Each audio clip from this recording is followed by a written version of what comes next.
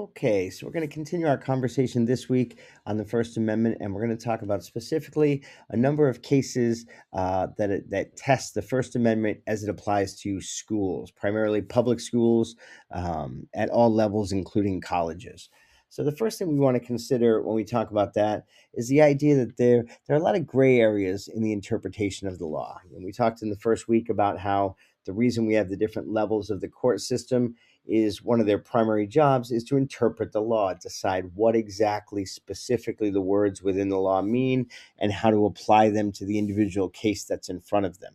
So for the cases that we're going to look at today, the one commonality of all of them is they've in one way or another had a major influence on how free speech is addressed throughout our public school systems.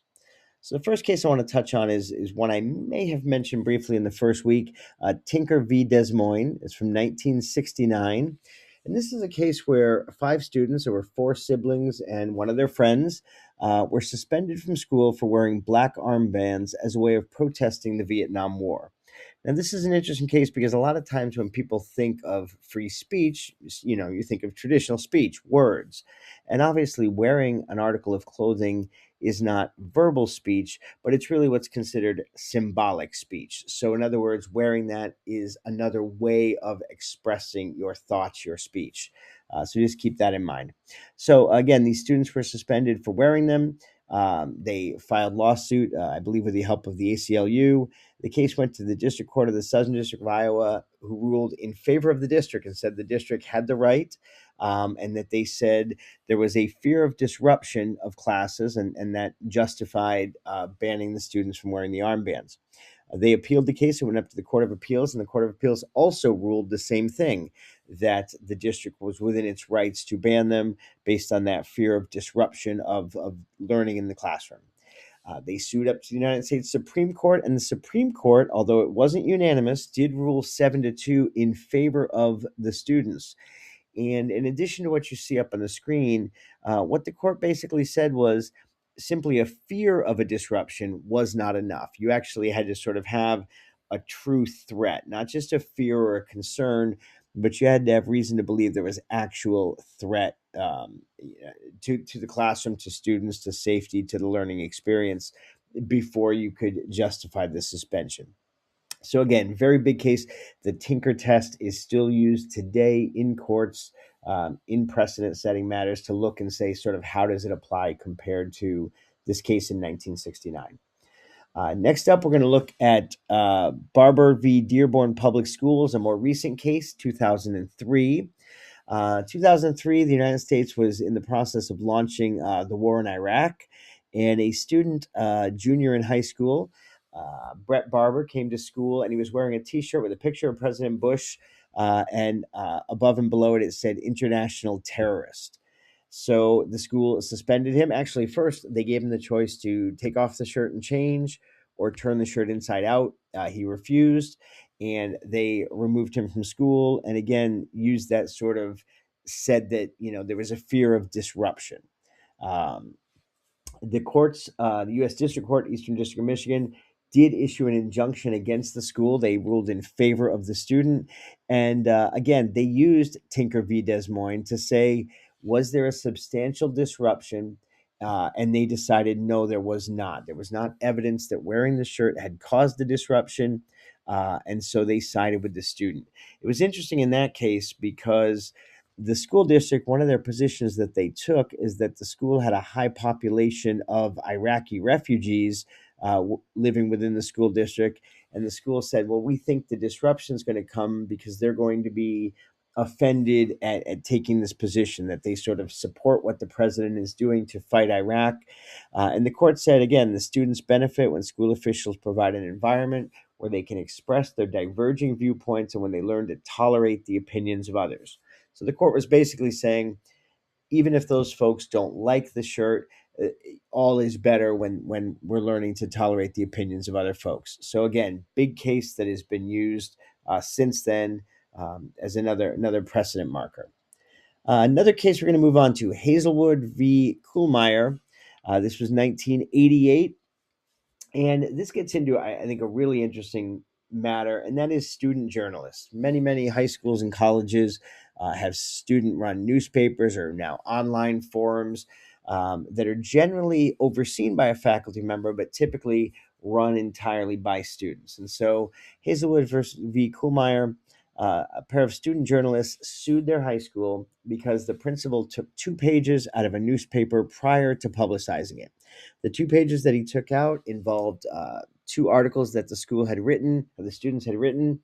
One was addressing teen pregnancy and specifically interviewing students who had been pregnant, and the other one was discussing the impact of divorce on students.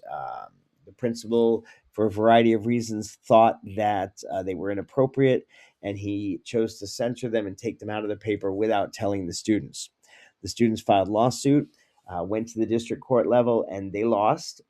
But then here's an interesting one, and I want you to kind of look at this case because it's the first example of how the court system, they don't just sort of rubber stamp each other. So the district court said, no, we're siding with the school. They have the right to control the content of that student paper. They went to the Court of Appeals, though, and they saw it the different way. And they said, no, this is a public forum. It violates the students' rights under the First Amendment. And so they reversed the decision of the lower court. And then the school sued and took it to the Supreme Court, where the students lost. And the court said the paper was not intended as a public forum in which everyone could share views. Rather, it was a limited forum for journalism students to write articles subject to school editing that met the requirements of class. So basically, what they were saying is this isn't really a traditional public forum. It's a class. And because it falls under the purview of a class, the school has the right to sort of censor what comes out of that class. Now, that's interesting. We're going to talk about public forums a little later in the presentation, so keep that in mind. But again, the distinction of whether a school newspaper counted as a public forum, which would give it some First Amendment protections, the Supreme Court in this case said, no, it did not. We're going to move on to another public school case, Dean v. Utica Community Schools. Again, another school newspaper issue. This time, a student wrote an article regarding bus emissions and specifically a lawsuit the district was facing for the bus emissions and were they making people sick in the community. So the principal pulled the article, and his defense was that he said the article was inaccurate and it relied on unreliable sources. Okay, that was the reasoning for pulling it. The student sued under a First Amendment violation, went to the U.S. District Court for the Eastern District of Michigan, and they won. Right off the bat, they won. And this is sort of a long clip of what the court said, but I think it's important. Although, because it's going to speak in opposition to our previous case in terms of how it interpreted the public forum.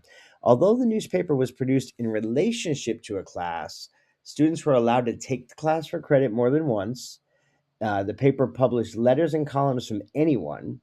A community newspaper published articles from this paper regularly. The paper was not subject to prior review by the administration, and the students were required to sell advertising to support the paper. And also, no policy was ever existed indicating it was not a public forum. So basically, they said, sort of, if it walks like a duck and talks like a duck, or quacks like a duck, it's a duck, right? It had all the elements of a public forum, and so they ruled that it was. In this particular case, it didn't go any higher. The school chose not to appeal it. And so this just ended with a ruling in favor of the students. But what I want you to see there were 2 cases about school newspapers that were decided on opposite ends of the spectrum. And that decision was based on whether the paper had a protection as a public forum for free speech. In the first case, they said, no, it did not. In the second case, for the reasons listed, the courts ruled that it did. Okay, so just kind of the variation of how those 2 similar cases came out very differently, depending upon, again, interpretation from the courts. Now, I think it's important to distinguish public versus private schools. Constitutional protections really don't count in private schools. Okay, so when we talk about I have a First Amendment right to say this or to wear this or to do this. If you're in a public school, That certainly can be argued. If you're in a private school, not so much. And the reason being, the First Amendment restricts actions by the government, not by private entities. So, public schools, the folks that work there are, by very definition, government employees. And so, therefore, their actions can be challenged. Private entities, such as a private school, whether it's a high school, a college, a Catholic school, any of those private entities are not governed the same way. Now, the exception to that would be in the state of California, where a number of years ago they passed the Leonard Law. And it basically, very simply, just says everything, all of the First Amendment standards now apply to private and secular schools. So in the state of California, um, it's basically equal regardless of the school. Now, after the passing of the Leonard Law, a number of other states attempted to pass similar laws and to date have never been successful. So California is the one state that does have First Amendment standards across all of its schools, public or private, as a unique sort of situation.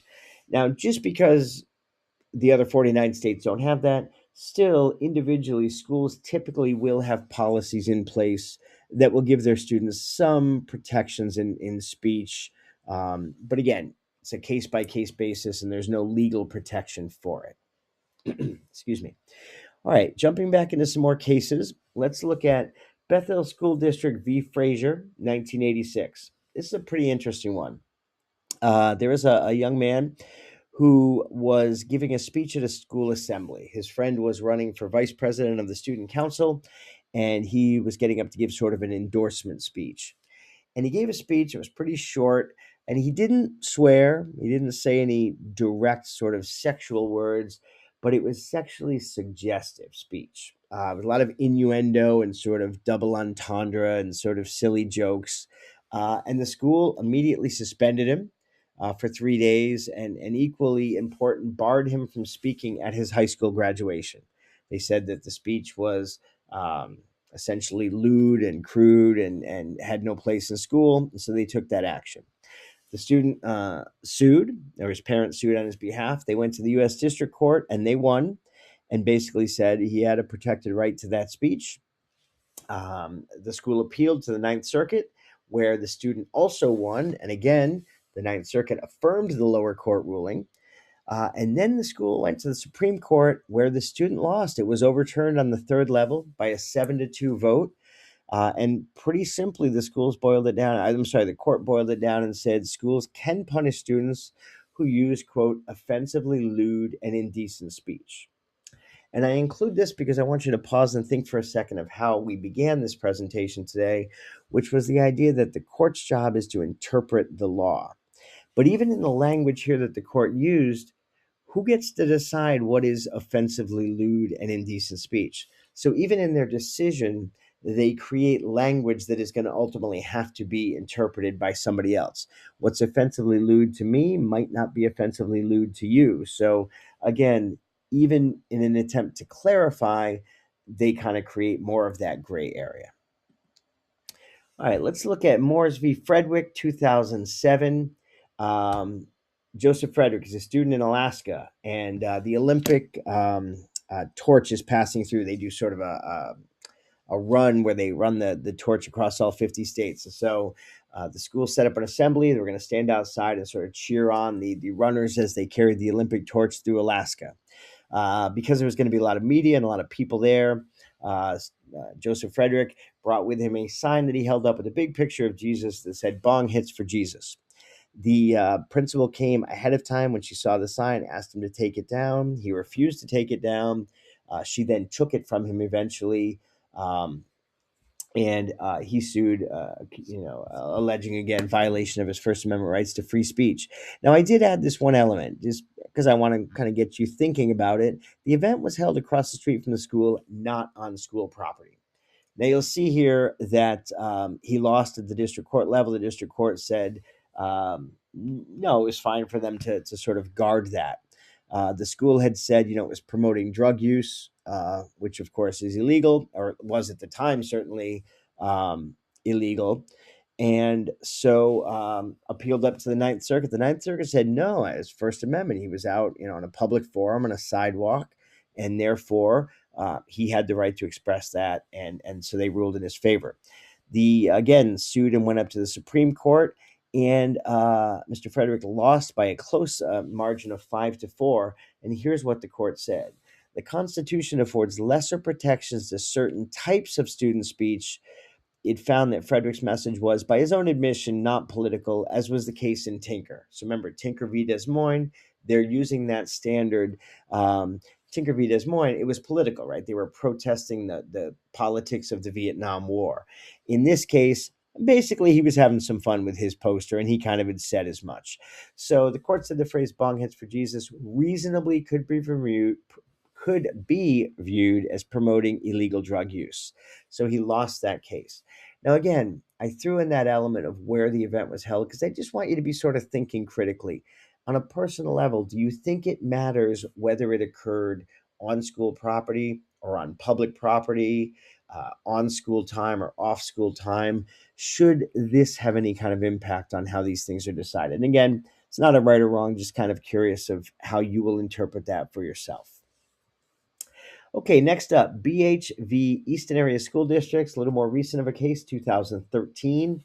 I wrote that it was two students, but actually they're parents. So the parents of two students filed the lawsuit after the students were punished for wearing bracelets with the message, "I heart boobies." Now, if you're not familiar with these, a number of years ago, there was an organization that came up with a campaign to raise awareness for breast cancer and encourage women to get screened and do self-examinations. And so they wanted to get a way to kind of capture people's attention. So they came up with kind of this funny campaign of "I heart boobies," just as sort of a lighthearted way to get their message out there.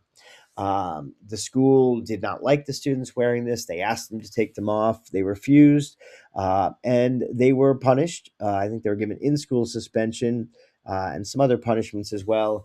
And then shortly thereafter, the school district banned the bracelets district-wide. The parents sued again, First Amendment, right to free speech and expressing their speech.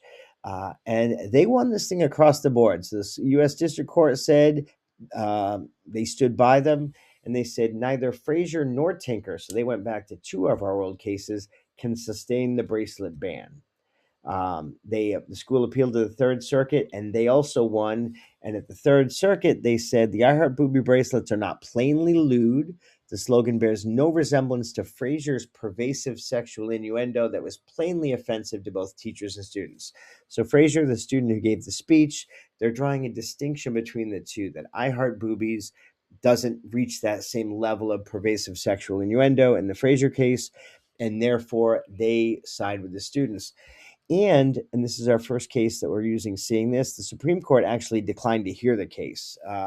The school district petitioned to the Supreme Court, and the Supreme Court declined to even hear it. So it was a straight win across the board for the students. And again, just another interesting element of how previous cases are used to look at precedent.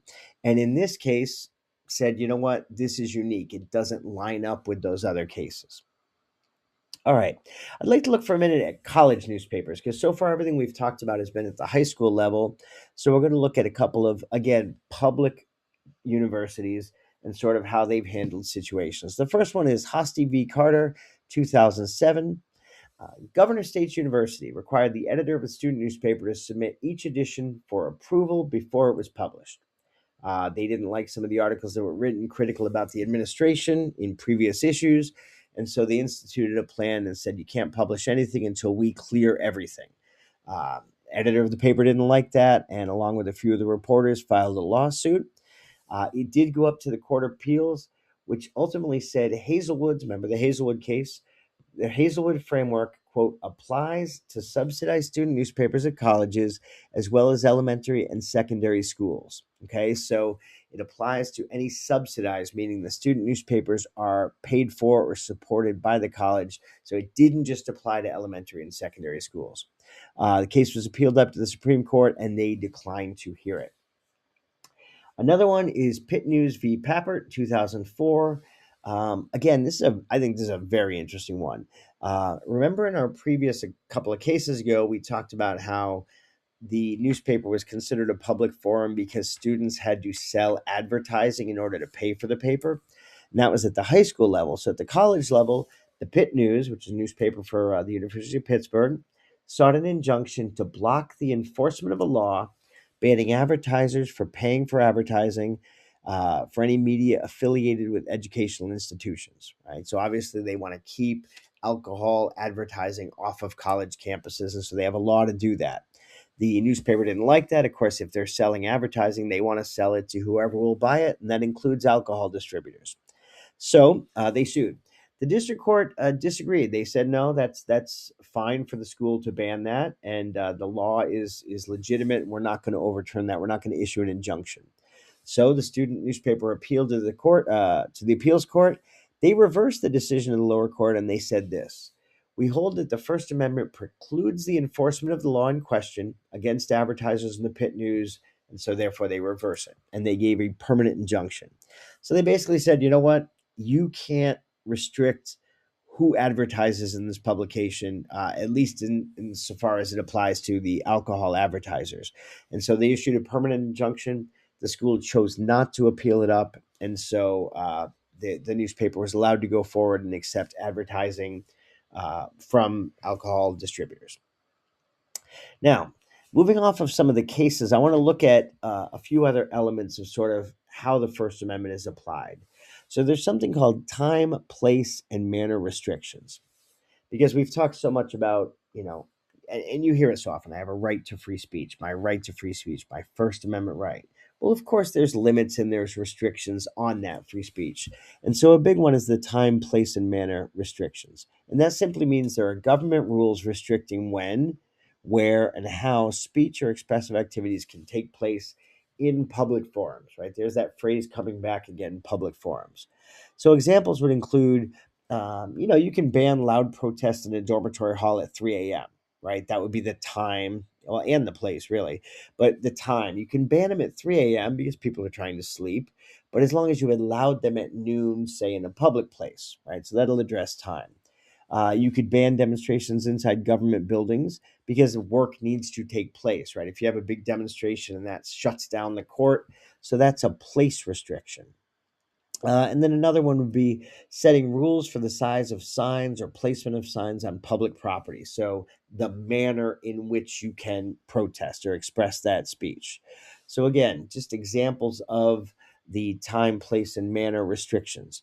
Now, those examples I used are all perfectly legal.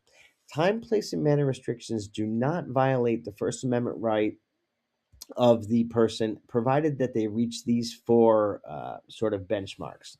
The rule is content neutral. And what that means is it has to apply to everybody. So if we're going to ban loud protests in the dormitory hallway, it has to be for all loud protests. You can't ban one type of protest because you have an opinion about that, but not ban another one. So as long as they're content neutral, then it does not violate your First Amendment. Second, it doesn't constitute a complete ban on a type of communication. So what that means is here, let's look at setting rules for sign size or placement. It's not a complete ban on using signs. It's simply saying that we can limit the size and placement of them, right? So if it's not a complete ban on a type of communication, then they're okay. The third example, the state must articulate a substantial interest to justify the restraint. They can't just say, well, we just don't want it, and so we're limiting it. They have to say, listen, if you have loud protests at 3 in the morning, our students aren't going to be able to sleep. They're not going to show up for class. It's going to impact their education. And so that is a substantial interest to justify the restraint. Okay. And then fourth, it must be narrowly tailored to limit the restriction of speech. We can't just say, you know what, we're not allowing any speech or any protest in our dorms, right? It has to be tailored down.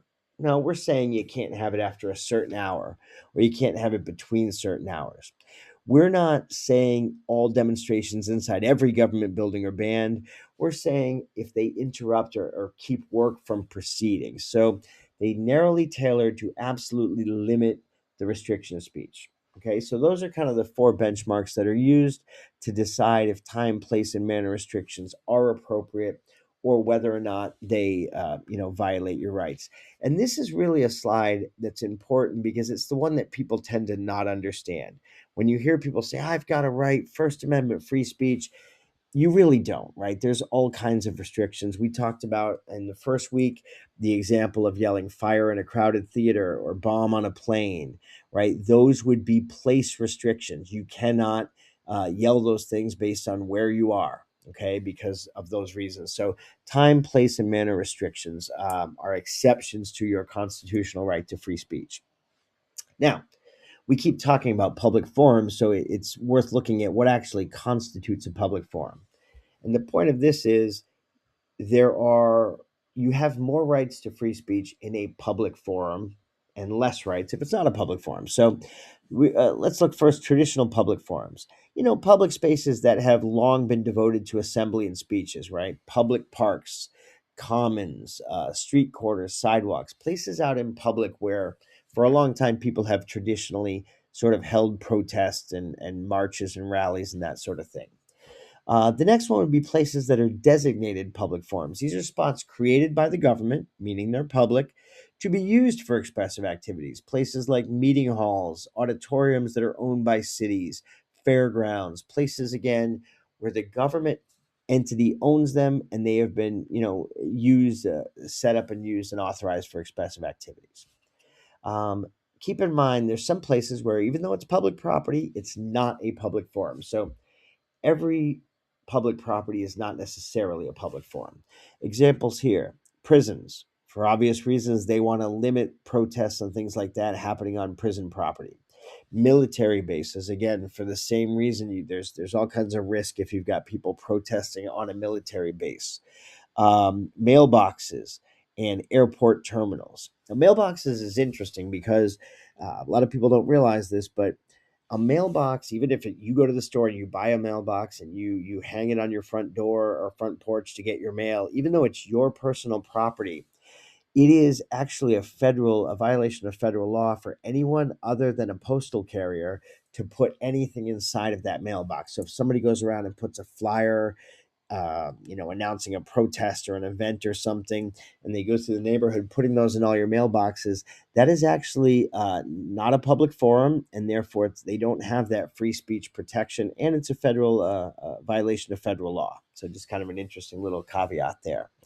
And then the final example is private property. There are literally no guarantees that you have a right of freedom of expression, freedom of speech on private property. And the example I used here are Walmart protesters. Frequently, people show up at Walmart and they want to protest any number of things: working condition, wages, where the Walmart buys their things from, that sort of stuff. Walmart owns the property that their stores are on. It's private property, and once you cross onto it, you have no right to picket, to protest. They can ask you to leave, and if you don't leave, they can call the police. And if you refuse to leave, you will be arrested. So again, private property, no matter what, is exactly that. It's private.